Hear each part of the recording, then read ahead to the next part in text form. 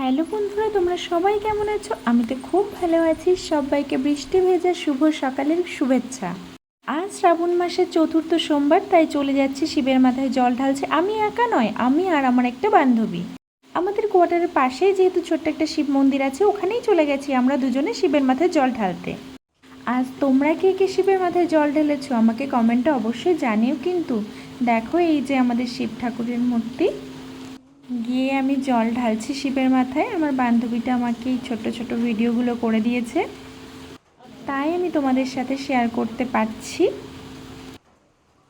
আমি যখন এই মন্দিরে পুজো করছিলাম, ঠিক তখনই বাইরে দরজার মন্দিরের দরজার যে বাইরে, সেখানে বাদুড়ে তাণ্ডব চালাচ্ছিল, জানো তো।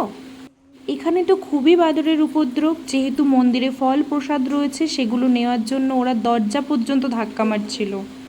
যাই হোক, কোনো রকমের ভয়ে ভয়ে পুজো দিয়ে দৌড়াতে দৌড়াতে বাড়িতে এসেছি, না হলে ডালা একদম ছিনিয়ে নিত বাদরে। এভাবেই আজকে শ্রাবণ মাসের চতুর্থ সোমবারটা আমাদের কাটলো।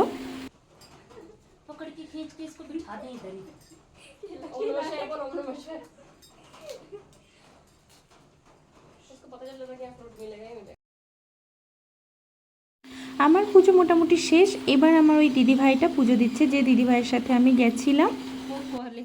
আজ যেহেতু শ্রাবণ মাসের চতুর্থ সোমবার ছিল, সবাই মোটামুটি এসেছিল জল ঢালতে, তার জন্য মন্দিরে খুবই ভিড় ছিল।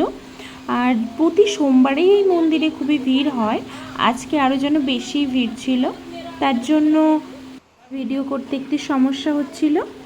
এই ছিল আজকের মিনি ব্লগ। তোমাদের কেমন লাগলো জানিও অবশ্যই।